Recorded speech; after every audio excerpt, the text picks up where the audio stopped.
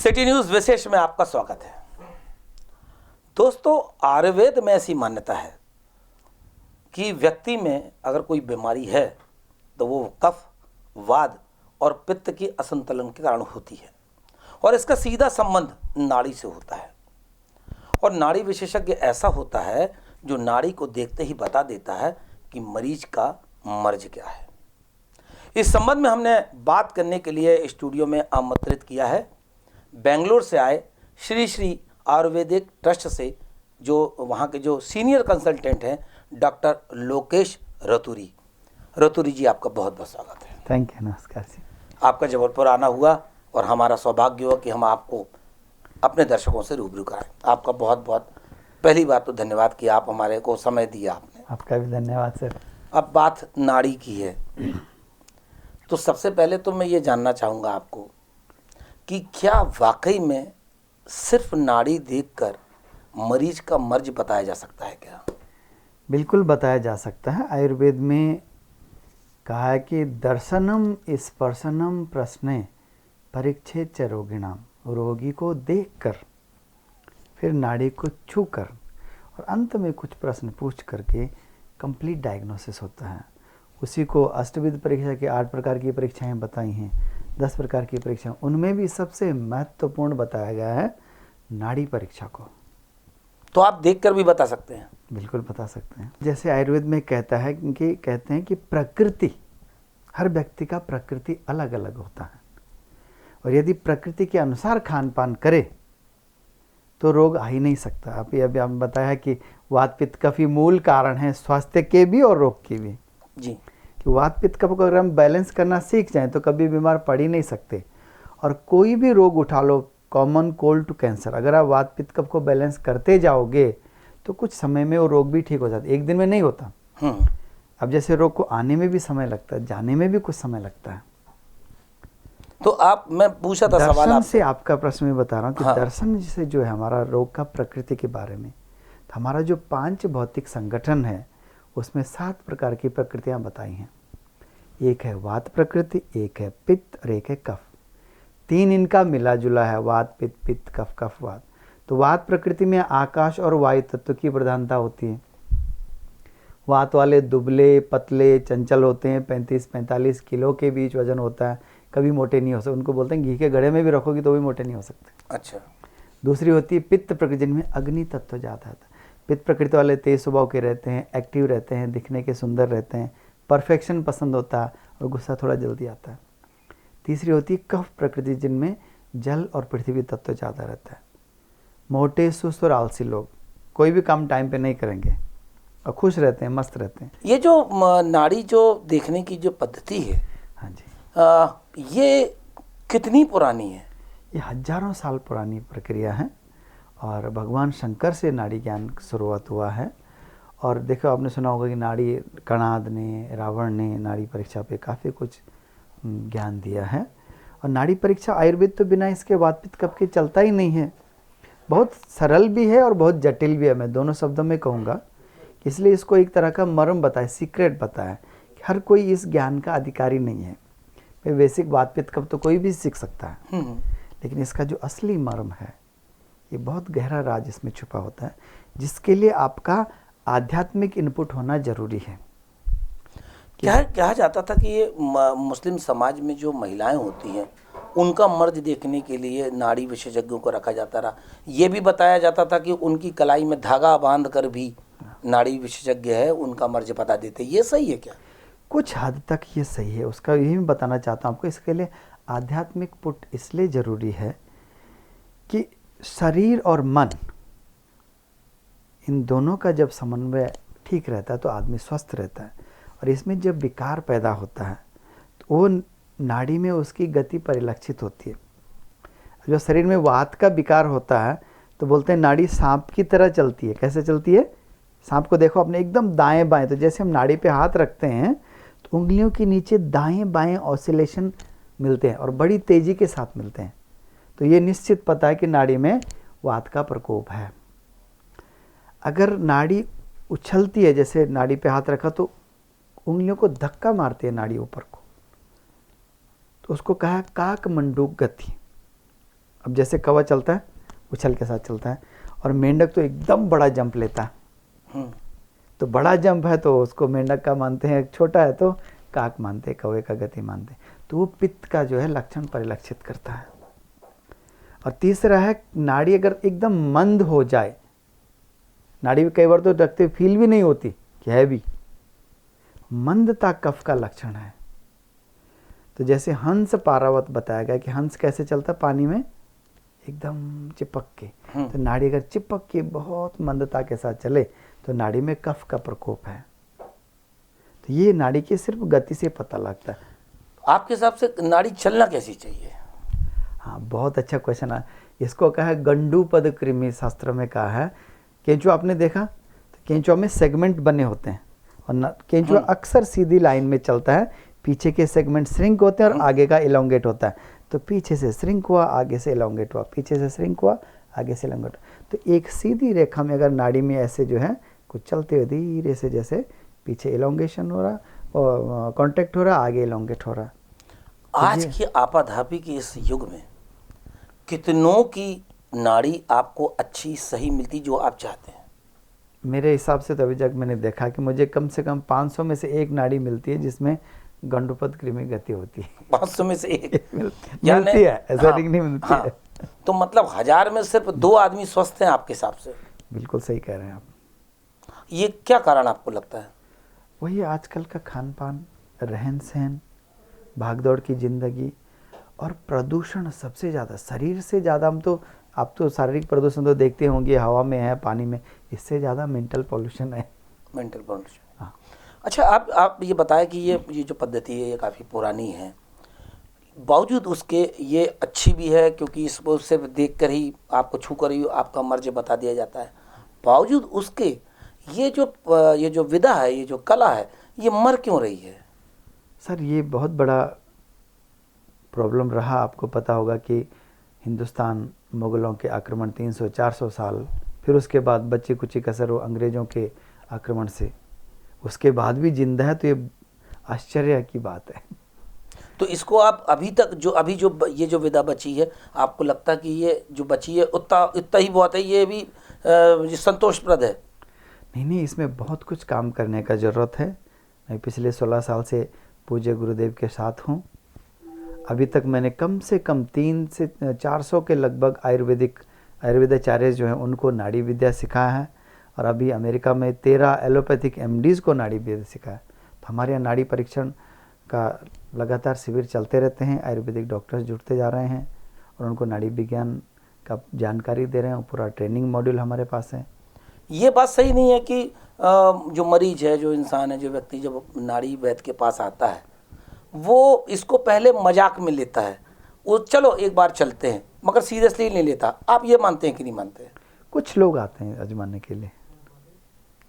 आज की मशीन युग में जब डायग्नोस करने के लिए पूरी तमाम इक्विपमेंट मौजूद हैं, ऐसे में आपको नहीं लगता कि एक व्यक्ति के कहने भर से, जहां आज विश्वास की इतनी कमी है कि एक नाड़ी वैद्य ने बता दिया कि आपको ये रोग है, जबकि उसके लिए मशीन मौजूद है, तो वो मशीन से डायग्नोस करे, उसके बाद उसको सबूत उसके हाथ में हो कि ये प्रॉब्लम है। आपको लगता है कि इस ऐसे वजूद में अपने आप को कैसे बचा के रखेगा नाड़ी परीक्षण वाले? देखो, लोगों में इसकी अवेयरनेस दिन प्रतिदिन बढ़ती जा रही है। अब क्या होता है कि कई सारी प्रॉब्लम तो आपको पता लगती है कि मेरे शरीर में क्या क्या हो रहा है। आपको पता होता है कि मेरे शरीर में, आजकल तो आधा डायग्नोसिस तो रोगी लेके आता है, उसको पता है कि मेरे को क्या क्या प्रॉब्लम है। अब नाड़ी पे हाथ रखते हम उसको बता देते हैं, भाई तेरे को ये प्रॉब्लम है, ये प्रॉब्लम है, जिसमें वो जो है 80 चीज़ों के बारे में तो एग्री हो जाता है जो उसको पता होती है। 80 चीज़ें उसको पता ही नहीं है, लेकिन फिर वो सोचता है कि जब मेरी 8 चीज़ें सही हैं तो 2 भी सही होंगी। तो उनको इस विश्वास के साथ कि वैद्य ने जब 8 चीज़ें सही बताई हैं, 2 होने वाली हैं या उसकी सब लेयर पे हैं या आने वाली हैं, अभी तक परिलक्षित नहीं हुई हैं, तो उस पर वो विश्वास के साथ आता है और धैर्य के साथ उसकी चिकित्सा करता है और लाभ उसको मिलता है निश्चित रूप से। वैसे नाड़ी विशेषज्ञ के लिए ये जितने भी तमाम डायग्नोस के जो इक्विपमेंट हैं वो बेकार हैं? बिल्कुल नहीं। मैं तो बोलता हूँ कि विज्ञान में जितनी तरक्की हुई वो सराहनीय है और उसका बेस्ट यूटिलाइजेशन होना चाहिए। और आज नए डॉक्टर्स को भी ये सीखना चाहिए कि नाड़ी पे अगर वो थोड़ा भी हाथ रखना सीख जाएं तो उनको ये तो पता लग जाए कि रोगी को कहाँ प्रॉब्लम है। अच्छा, आपके जैसे ये जो पूरा पित्त, कफ और वात, ये तीन अनबैलेंस के ऊपर आपका नाड़ी आपका है और बीमारी है। एलोपैथी में तो पित्ताशय निकाल ही देते हैं, तब क्या क्या स्थिति होती है? तो उसके क्या होता है कि कुछ फंक्शन तो शरीर के चले जाते हैं, आपने शरीर में से कुछ पार्ट तो निकाल दिया, तो आपको जीवन भर जो है डाइजेस्टिव इश्यू के साथ रहना पड़ता है। तो आपके अंदर से जो फैट पचाने वाली चीज़ है वो निकाल दी जाती है, तो फैट आपको नुकसान करेगा, फिर वो आपको अवॉइड करना पड़ेगा। तो कई चीज़ें फिर आपको लाइफ टाइम अवॉइड करनी पड़ेंगी। अब जैसे आपने बताया कि ये इसमें और इजाफा करने की ज़रूरत है, इस कला को और बढ़ाने की ज़रूरत है। आपको लगता है कि जैसे एलोपैथी में जो अनुसंधान होते रहते हैं वैसे अनुसंधान जो है वो आयुर्वेद में नहीं हो रहे? बहुत कम है, नाकाफ़ी हैं, हो रहे हैं, ऐसा नहीं कि नहीं है। और आजकल तो जो आईटी सेक्टर में कई लोगों ने पल्सोमीटर बनाए भी हैं, तो एटलीस्ट वो कम से कम वात पित्त कफ का जो बेसिक ऑसिलेशन है उसको रिकॉर्ड कर पा रहे हैं, उसको मॉनिटर कर पा रहे हैं। पर फिर जो नाड़ी विज्ञान का जो असली इसका जो सार है, इसलिए मतलब इसके लिए आध्यात्मिक ज्ञान होना ज़रूरी है, क्योंकि शरीर और मन को आयुर्वेद लेके चलता है और मन को 3 स्तर पे मानता है, सात्विक, राजसिक एंड तामसिक। सात्विक में क्या होता है, माइंड एक क्लैरिटी के साथ रहता है। राजसिक में एक नेगोशिएटिंग एटीट्यूड रहता है कि मैं ये करूँगा तो मेरे को क्या मिलने वाला है। और तामसिक में एकदम उल्टा एटीट्यूड कि मैं सही हूँ बाकी सब गलत, रॉन्ग कॉन्सेप्ट के साथ। ऐसी स्थिति का व्यक्ति नाड़ी ज्ञान नहीं कर सकता। तो इसलिए वैद्य का जो है तीनों गुणों से परे जाने की कला आनी चाहिए। इसके लिए बताया कि रोगी को पुत्रवत चिकित्सा करें, यह नहीं देखना कि इसकी जेब से मुझे कितना पैसा निकालना है, कभी हो ही नहीं सकता नाड़ी ज्ञान। जैसा स्नेह और केयर आपका अपने बच्चे के लिए होता है, जब तक वो कनेक्शन डेवलप नहीं होगा तब तक आप उसकी जानकारी पूरी नहीं ले पाएंगे। आप जैसे अभी बात चल रही थी कि इसमें अब ये नाकाफ़ी है, इसमें जो और रिसर्च होना चाहिए और बातचीत होना चाहिए वो अभी नहीं हो पाती, इसमें जो जैसा काम होना चाहिए वो नहीं होता। तो इसके लिए दोषी किसे मानते हैं आप? सरकारों को दोषी मानते हैं या फिर चिकित्सकों को दोषी मानते हैं जो आयुर्वेदिक चिकित्सक होते हैं? मैं किसी को इसमें दोषी नहीं मानता, मैं सिर्फ मानता हूँ कि ये समय का एक दौर था जो हमारे हिंदुस्तान ने झेला, और आज खास करके वापस चिकित्सकों की जिम्मेदारी बन जाती है कि इस ज्ञान की तरफ फिर से उन्मुख हों और लोगों तक इसका लाभ पहुँचाएँ। और उसके लिए हमारे पास ट्रेनिंग मॉडल तैयार है। आप बेंगलोर के जो आयुर्वेदिक ट्रस्ट है उससे भी जुड़े हैं, श्री श्री रविशंकर से आपका सीधा नाता है। एक आयुर्वेदिक की एक नई जो जिसको बोलते हैं आयुर्वेदिक पे वापस लाने की कोशिश कर रहे हैं श्री श्री रविशंकर जी। आपको लगता है कि अब रुझान बढ़ता जा रहा है आयुर्वेदिक के लिए? बिल्कुल निश्चित रूप से बढ़ता जा रहा है। आयुर्वेद कहता है कि चिकित्सा के 4 पद होते हैं। नंबर 1 तो पहले वैद्य है कि कुशल वैद्य होना चाहिए, फिर औषध भी अच्छी होनी चाहिए, वैद्य अच्छी औषधि अच्छी नहीं तो भी नहीं काम करेगा। फिर उसके बोलते हैं कि रोगी भी जो है अनुशासन को पूर्ण करने वाला होना चाहिए, कि वैद्य ने जो गाइडलाइन दी उसको फॉलो करे।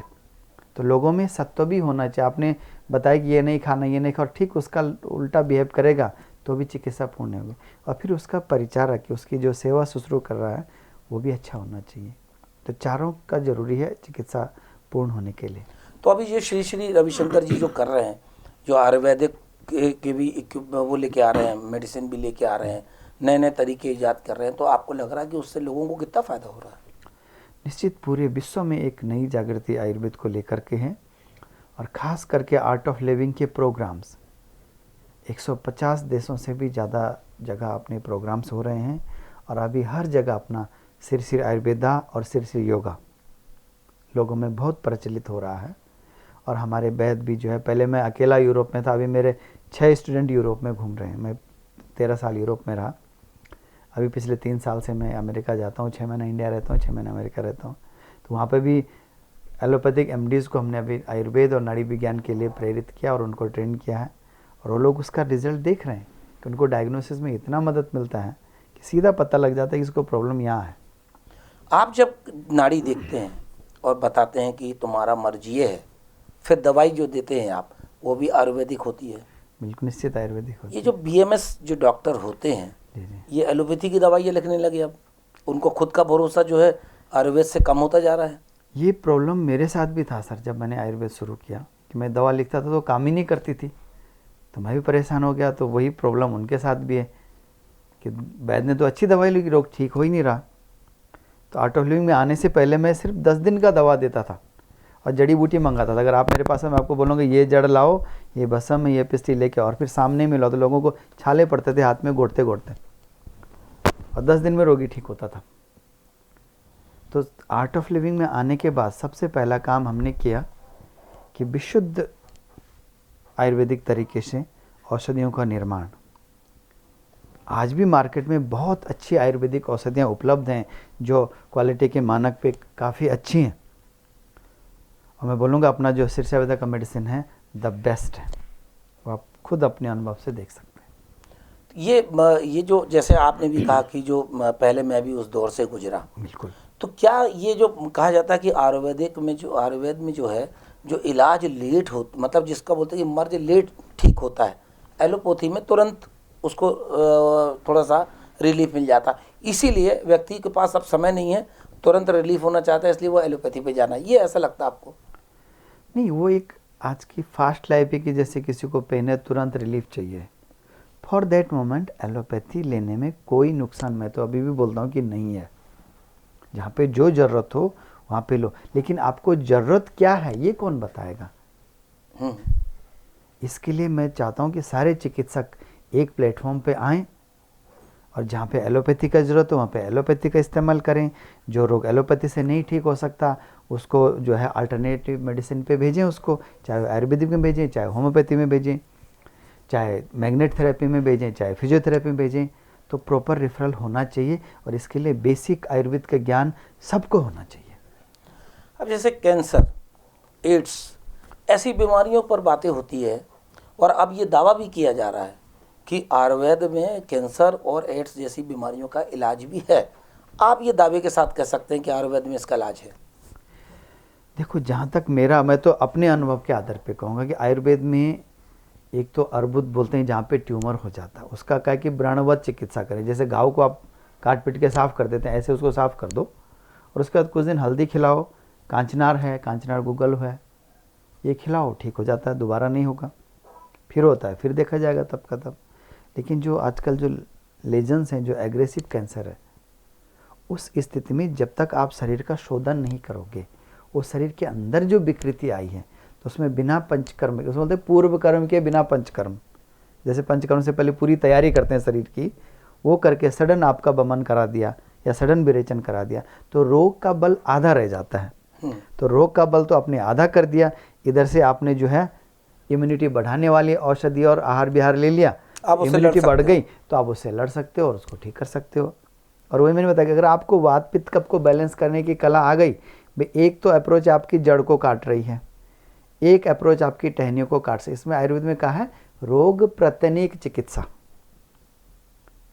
मतलब आपको सिम्टोमेटिक रिलीफ लेना। अगर आपको घुटने में दर्द, अभी तो आपको दर्द में आराम चाहिए, अब क्यों आया वो कारण दूसरी बात है, तो आप पहले कारणों पे जाएंगे। तो एक अप्रोच तो आपका कारणों का होना चाहिए कि उसको बोलते हैं दोष प्रत्यनिक, वात पित्त कफ के कारण हुआ है, एक दोष को बैलेंस करो और एक सिम्टोमेटिक रिलीफ। अगर आप दोनों लेके चलोगे तो आपका रोगी भी खुश रहेगा और रोग भी निर्मूल हो जाएगा। तो दोनों अवेलेबल हैं आयुर्वेद में, लेकिन औषधि की उपलब्धता है। बोलते हैं पेन हो रहा है, पेन किलर चाहिए, पेन किलर की जरूरत नहीं है, अपने यहाँ निर्गुंडी का लेप लगा लो, कुछ नहीं तो घर में जिंजर का लेप लगा लो। आजकल बाम आते हैं कितने सारे, सब आयुर्वेदिक के तो है, पेन बाम आता है वो आयुर्वेदिक ही है। जब नहीं किसी चीज़ से ठीक होता, आजकल घर में मूव है, सब जो यूज करते हैं सब वही तो है, आयुर्वेदिक है सब। नीलगिरी का तेल लगा दिया, ये सब आयुर्वेद ही है। दोस्तों, हम बात कर रहे हैं श्री श्री आयुर्वेद ट्रस्ट के सीनियर कंसल्टेंट डॉक्टर लोकेश रतुरी से। इस सवाल जवाब का सिलसिला और बातचीत जारी रहेगी। अभी समय एक छोटे से ब्रेक का, ब्रेक के बाद कहीं मत जाइएगा, क्योंकि अभी आपके मर्जों के लिए अभी और भी जानकारी लेना है हमको डॉक्टर लोकेश रतुरी से।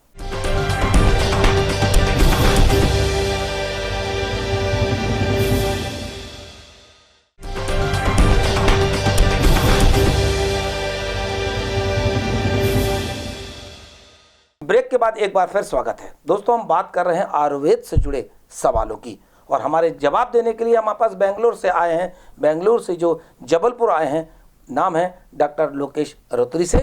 डॉक्टर साहब, पूरी दुनिया जो है वो अभी डायबिटीज़ से परेशान है, क्योंकि हर घर में, हर दूसरे तीसरे घर में डायबिटीज़ का पेशेंट है। एलोपैथी में जो है वो इसको रोक तो नहीं सकता, इस रोग को दूर नहीं कर सकता, मगर नियंत्रण की बात करता है। आयुर्वेदिक क्या कहता है? आयुर्वेद कहता है कि प्रमेह जो जितनी भी बीमारियां प्रमेह के कारण होती हैं, मधुमेह उसमें एक कारण है, उसमें तुरंत विरेचन होना चाहिए। पंचकर्म जो है, शरीर का एक बार शोधन कर दो तो जिसका 300-400 शुगर रहता है वो सीधा 150, 160, 170 तक आ जाता है। दूसरा इसमें क्या क्या है कि संक्रमण खाने के बाद बिठाना नहीं है आदमी को। एक आदत बना लो कि आपने नाश्ता किया, लंच किया, डिनर किया, 5 मिनट गोल चक्कर लगाओ, तो जो आपकी एक्स्ट्रा शुगर है वो खर्च होके एनर्जी में बदल जाती है, तो आपको शरीर को बल भी मिलेगा और शुगर भी नहीं बढ़ेगी। तीसरा इसमें जो आपके मेटाबॉलिज्म को करेक्ट करने के लिए औषधियाँ हैं, पैंक्रियास को बल देने वाली औषधियाँ हैं, वो काम करती हैं। अपना जैसे सिर से अदा का मेहंतक बटी है, निशामल की तो बहुत ही कॉमन है। निशा मतलब हल्दी और आंवला, हल्दी और आंवले का चूर्ण बराबर मात्रा में जो आदमी नित्य सेवन करे, अगर साल भर भी सेवन करे तो उसको पता लग जाएगा उसकी शुगर कहाँ से कहाँ आ गई। नहीं तो क्या ये जो आप बोल रहे हैं हल्दी और चावल का अगर मिश्रण अगर वो खाए तो हल्दी क्या और इंसुलिन जैसी चीजें भी बंद हो सकती है इससे? बिल्कुल बंद हो सकती हैं। मेरे पास रिपोर्टेड केसेस हैं जिनको जो हमने जो है निशामल की से अपना मेहंतक बट्टी से, हाँ जिसकी शुगर थोड़ा ज़्यादा रहती है उसको अपना सिरसिरी करेला जामुन जूस पिला देते हैं, तो उससे शुगर एकदम से कम हो जाती है। पर वो ध्यान रखना पड़ता है कि एलोपैथी एकदम न छोड़े, क्योंकि एलोपैथी तो अक्सर ड्रग्स होती है ना, एकदम चूंकि हमारे दर्शक, चूंकि दर्शक हमारे देख रहे होंगे, उनके काम की चीज है, तो आप उससे मात्रा भी बता सकते हैं कि आंवला और हल्दी कितनी? हमारे पास निशामल की का टैबलेट आता है, 500 mg का टैबलेट है, तो 1 ग्राम की गोली में 500 mg आ गया। 500 तो 2 गोली अगर लेते हैं तो अपना एक ग्राम मात्रा में आ गया, तो 2 ग्राम, 1 ग्राम आपका हल्दी आ गया, 1 ग्राम आपका आंवला आ गया। सुबह शाम सेवन करते हैं तो धीरे धीरे वो जो है कटता जाता है। जिनकी शुगर थोड़ा ज़्यादा है वो साथ में अपना मेहंतक बट्टी सिरसावित का उसका सेवन कर सकते हैं। कई लोगों को इससे जो यूरिनरी प्रॉब्लम्स हो जाती हैं उनको साथ में चंद्रप्रभा या शिलाजित बट्टी देते हैं। आप ये जो आयुर्वेद के जो आपने दवाई बताई है वो अगर लेते हैं तो क्या एलोपैथी की जो दवाई ले रहे हो उसके साइमल्टेनियसली ये चलते रहना चाहिए? बिल्कुल चलते रहना चाहिए, यही मैं बताना चाहता हूँ। तो इससे सडनली एकदम से आपका खान पान, ये तो आपकी जड़ काट रहा है। जी हाँ। और एलोपैथी जो टहनी काट रहा है उसको टहनी काटने दो। ओके, मतलब ऐसा नहीं हो कि सडनली एकदम से कम हो जाए तो उसको परेशानी हो जाए। हाँ, उसके लिए ही तो बता रहा हूँ कि इसमें आपको अपना शुगर चेक करना पड़ेगा बीच में, और फिर जैसे आराम आता जाता है एलोपैथी का डोज अपना घटाना शुरू कर दें चिकित्सक के परामर्श के अनुसार, अपने आप नहीं। तो दोस्तों आप देख रहे होंगे कि डायबिटीज़ के लिए आपने जो दवाई बताई है उसको आप ले सकते हैं, और जो हर दूसरे तीसरे घरों में अभी डायबिटीज़ के पेशेंट हैं उन्हें अपनी इस रोग से काफ़ी हद तक निजात मिल सकती है। मैं आपका एक सवाल और लेता हूं, और वो सवाल होगा बीपी का। हाँ। लगभग लोग वो भी हर 2-3 घरों के बाद आपको बीपी का पेशेंट मिलेगा। पहली बात, ब्लड प्रेशर अपने आप में एक बीमारी नहीं है, ये एक लक्षण है। इसके कई कारण होते हैं। अगर आपके अंदर से जो धमनियाँ हैं उनमें जो है आकाश कम हो गया, उसके जो जगह कम, नैरोइंग ऑफ द आर्टरीज, या किडनी ठीक से नहीं काम कर रही है, या हार्ट ठीक से नहीं काम कर रहा है, मतलब कई कारण हो सकते हैं। तो निश्चित है कि आप अपने कुशल जो है चिकित्सक का परामर्श अवश्य लें, और किसी भी कारण से क्यों नहीं हो, एक तो उसमें आप ऐसी औषधि का सेवन करें जो आपकी जो बंद नालियाँ हैं उसको खोलें। दूसरा, किडनी का फंक्शन आपका ठीक से काम करे ताकि बॉडी में जो है टॉक्सिन्स हैं वो निकलते जाए, नहीं तो भी रक्तचाप बढ़ता है। तीसरा जो बड़ा कारण इसमें हमने आजकल देखा, स्ट्रेस, कि बॉडी टेंस है और थोड़ा रिलैक्स हो जाता है तो वैसे ठीक हो जाता है। अब पूज्य गुरुदेव ने उसमें स्ट्रॉ ब्रेथ, आपने देखा होगा, जैसे आप स्ट्रॉ से जूस पीते हैं ना, 10 स्ट्रॉ ब्रेथ लेने में आपका बीपी एकदम कम आ जाता है। आप करके देखना कभी, कोई रोगी जो हो वो करके देखो, 10 बार ऐसे सांस लो,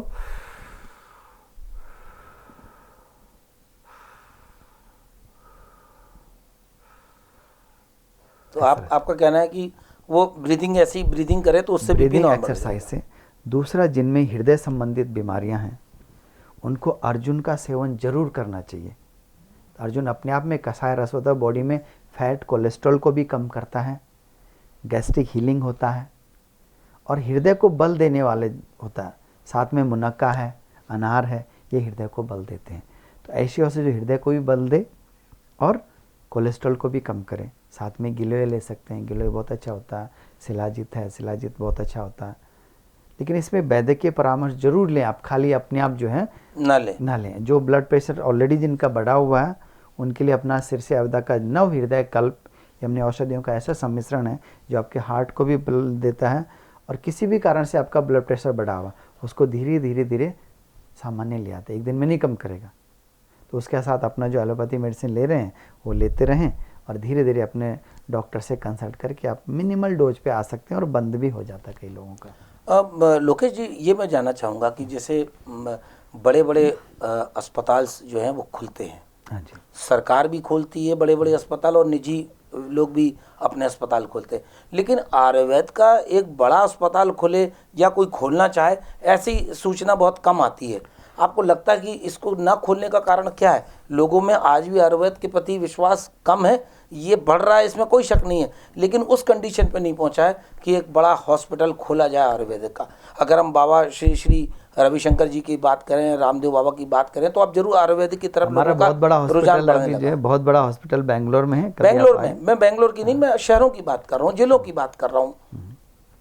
तो उसका भी समय धीरे धीरे आ रहा है। अभी जैसे हमने शुरू में हम 2-4 वैद्य ने शुरू किया था, आज हमारे पास एक पूरी डॉक्टर्स की टीम है।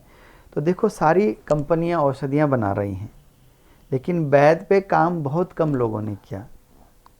तो हमारा एक यूनिक काम है कि हम जो आयुर्वेदिक डॉक्टर्स हैं उनका चिकित्सा प्रणाली कैसे उन्नत हो, उनका नाड़ी ज्ञान कैसे प्रखर हो। नाड़ी ज्ञान ही नहीं, उनको मर्म विद्या सिखा रहे हैं, ठीक है। और अपना ये मेरु चिकित्सा है, मर्म चिकित्सा है, पंचकर्मा है, उसमें उनको और एक्सपर्ट कर रहे हैं। तो वो धीरे धीरे अपने सेंटर्स खुल रहे हैं सभी जगह से, तो बढ़ रहा है। तो आपको लगता है कि आने वाला समय जो है वो आयुर्वेद के लिए बहुत अच्छा होने वाला है? निश्चित रूप से, उसमें कोई शक है ही नहीं। क्या कारण लगता है कि अब आयुर्वेदिक की तरफ भी लोगों का रुझान बढ़ रहा, उसका रीजन क्या लगता है आपको? अवेयरनेस।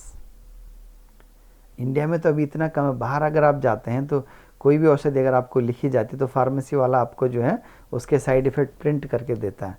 यही काम अगर हमारा मीडिया अपने लोग करना शुरू कर दें कि वो उनकी जो स्थानीय भाषा है उसमें साइड इफेक्ट अगर प्रिंट होकर आ जाए, मैं बताऊं 10 में से सिर्फ 4 लोग ही औषधि लेंगे या बोलेंगे भैया और कोई तरीका है, और कोई तरीका है क्या? और वहाँ पे डॉक्टर ऑनेस्टली बताते हैं कि yes there is alternative medicine. वो आयुर्वेद नहीं बोलते हैं, वो बोलते हैं अल्टरनेटिव मेडिसिन। मैं बात कर रहा था कि आज की जो आपाधापी के युग में भागदौड़ की किसी के पास समय नहीं है, और एक हर घर की अगर हम बात करें तो स्टेज हर घर में मौजूद है। आपका आयुर्वेद क्या कहता है इसमें? क्या कोई मेडिसिन बोलते हैं आप या फिर और कुछ सजेस्ट करते हैं? देखो आयुर्वेद में जो स्ट्रेस के लिए आज आपको पता है कि अश्वगंधा और ब्राह्मी बहुत ही कॉमन चीज़ है, बहुत ही सुलभ है, हर मेडिकल स्टोर में आज अवेलेबल है। तो एक अश्वगंधा और ब्राह्मी का सेवन जरूर करें। और शीर्ष आयुर्वेद की खास करके हमारा जो मेध्य रसायन है जो ब्रेन के फंक्शन को अच्छा करता है, नाड़ियों में जो क्षोभ पैदा हो जाता है, इरिटेशन आ जाता है स्ट्रेस के कारण, उसको शांत करता है।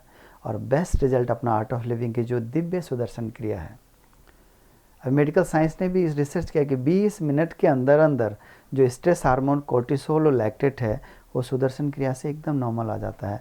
45 दिन में कोलेस्ट्रॉल कम होता देखा गया, और 15 दिन के अंदर जो NK सेल्स बोलते हैं, नेचुरल किलर सेल्स, जो बॉडी की इम्यूनिटी बढ़ाती है, वो एकदम मैक्सिमम लेवल पे आ जाती है। तो इतना लाभ तो सिर्फ सुदर्शन आयुर्वेद में बोलते हैं कि जहाँ पे दवा नहीं काम करेगी हवा काम करेगी। तो पहले के लोग जो प्राणायाम से ही ठीक करते थे। तो सुदर्शन क्रिया आर्ट ऑफ लिविंग की एक ऐसी दिव्य क्रिया है जो पूज्य गुरुदेव ने दी है, तो उसका लाभ सभी लोगों को लेना चाहिए, खास करके जिनको स्ट्रेस है। अगर मैं इस दवाइयों की बात कर रहा था तो एक अर्थराइटिस की भी बहुत बड़ी समस्या है। क्या आयुर्वेदिक आप आयुर्वेद उसमें आपको लगता है कि उसमें बड़ा जिसको बोलते हैं अचूक, उसमें मर्ज का जो है अचूक आपके पास उसका जवाब है, उसकी दवाई है, उसका सॉल्यूशन है? बहुत अच्छा प्रश्न पूछा कि आर्थराइटिस आजकल हर घर में मिल रहा है। और ये आयुर्वेद में वात का कारण इसका मुख्यतः बताई गई। तो वात के लिए आयुर्वेद कहता है कि भाई एक तो तेल का अभ्यंजन नित्य होना चाहिए, कि नहाने से पहले एक तेल का हाथ लगाओ ही लगाओ। तिल का तेल हो बेस्ट है, नहीं तो नारायण तेल है, क्षीरबला है, नहीं तो घर में कोई भी तेल है एटलीस्ट चलेगा। हाँ, जिनकी वात प्रकृति और कफ प्रकृति है उनके लिए तिल का तेल अच्छा होता है। पित्त वाले के लिए अपना जो ऑलिव ऑयल आता है या सनफ्लावर ऑयल आता है वो अच्छा होता है। एक तो तेल का मसाज बहुत ज़रूरी है। दूसरा इसमें हल्दी, तो दूध के साथ कम से कम आधा चम्मच हल्दी और चौथाई चाय वाली चम्मच, बड़ा वाला नहीं, चौथाई चम्मच हल्दी, आधा चम्मच हल्दी, चौथाई चम्मच अदरक, उसका सेवन करें दिन में 2 बार। और उसके साथ अपना शीर्षी आयुर्वेदा का संधि मित्र बटी जो जोड़ों को रिपेयर और हील करता है। अगर दर्द है तो साथ में वेदनांत तक बटी ले सकते हैं, लेकिन दर्द ज़्यादा है तो उसका ज़रूरत नहीं है। तो वो हील भी करेगा, दर्द को भी ठीक करेगा, जोड़ों को रिपेयर भी करेगा। मैंने ऐसे ऐसे केस देखे जिनको लोगों ने घुटना या कमर रिप्लेस करने का सोचा था, कुछ दिन खाने का, 3 महीना कम से कम खाना पड़ता है। अच्छा। तो रिजल्ट मिलता है। अब यूरोप में हम थे तो वहाँ पे तो इससे दवाएं मिलती नहीं, तो मैं सिर्फ अश्वगंधा, ये हल्दी और जिंजर की टैबलेट से आर्थराइटिक केस ठीक किए और बहुत बढ़िया रिजल्ट। तो हल्दी तो हमारे घर में है, लेकिन हम लेते, मात्रा जरूर होनी चाहिए। अच्छा, कि आधा चम्मच चाय के चम्मच से कम 2.5 ग्राम हल्दी, मतलब कम से कम आधा होना चाहिए, कोई ज़्यादा ले ले तो कोई दिक्कत नहीं। मैक्सिमम 1 चम्मच, उससे ज़्यादा नहीं है। अच्छा, औषध की मात्रा होती है। और जिंजर चौथाई चम्मच, लगभग 1.5 ग्राम के लगभग मैक्सिमम। अब देखा गया है कि हम जैसे योग की बात करें, योगा की बात करें, अब योगा हो रहा है और पूरी दुनिया योगा का लोहा मान रही है। आयुर्वेद भी उसी तरीके से है कि दुनिया के देश के बाहर आयुर्वेद के लिए लोग बाग ज़्यादा पागल हैं। हाँ जी, आप चूंकि बाहर जाते तो आपने देखा भी होगा। जी। तो क्या आपको क्या लगता है कि बाहर आयुर्वेद को किस तरह से लेते हैं लोग बाग? क्या लगता है आपको, कभी मलाल होता है कि हिंदुस्तान में इतनी आयुर्वेद को नहीं पूछ रहा जबकि पूरी दुनिया पूछ रही है? योग का भी ऐसे हुआ था ना जी पहले। हाँ, पहले ऐसे ही हुआ था, है कि नहीं? अब हिंदुस्तान में पूछ रहे हैं, तो ऐसे आयुर्वेद का भी धीरे धीरे वापस आ रहा है। तो आपको क्या लगता है, आप दुनिया जाते हैं, आप यूरोप भी गए, तो आपने वहाँ पर कुछ देखा है ऐसा? आपका कोई इंसिडेंस ऐसा लगता है आपको जो हमारे दर्शकों को बताना चाहिए? ऐसे काफ़ी अनुभव रहे हैं। और आयुर्वेद में तो बहुत मतलब आयुर्वेद एक छोटी चीज़, बहुत बड़ा विज्ञान है। मैंने बताया कि नाड़ी विज्ञान के साथ मर्म विज्ञान की मैं बात कर रहा था कि शरीर में 107 वाइटल पॉइंट्स होते हैं जिनको सिर्फ छूने मात्र से प्राण ऊर्जा बढ़ जाती है। And it can heal anything in the system. हम स्विट्जरलैंड में थे, वहाँ पे एक हेल्थ फेयर था, तो उसमें एक व्यक्ति के घुटने के 7 ऑपरेशन थे और वो बैसाखी लेके चल रहे थे, पूरा पैर सीधा नहीं कर सकते थे। मैंने उसको सिर्फ यहाँ छुआ बस और कुछ नहीं किया, जस्ट मर्मा पॉइंट दिया तो उसका पूरा पैर सीधा हो गया। He was able to sit and stand up. और वो अपनी बैसाखी भूल गया था। दैट वाज द पॉइंट कि वहाँ पे वो इतना खुश था कि बैसाखी भूल गया। तो इसका मतलब क्या, उसका इलाज अच्छे से नहीं हो पाया या फिर उसको नज़रअंदाज कर दिया सबने? नहीं, उसका इलाज भी ठीक से, लेकिन उसकी नाड़ियों में जो ब्लॉक्स आ जाते हैं, नर्व्स में जो ब्लॉक आ गए, उनका इलाज उसके पास नहीं है। अच्छा। अभी अमेरिका में एक बच्ची मेरे पास जो है, 1.25 साल की बच्ची, उसका राइट साइड पूरा काम, ब्रेन पैरालिसिस का केस, गर्दन एक तरफ, एक साइड पूरा काम नहीं कर रहा था।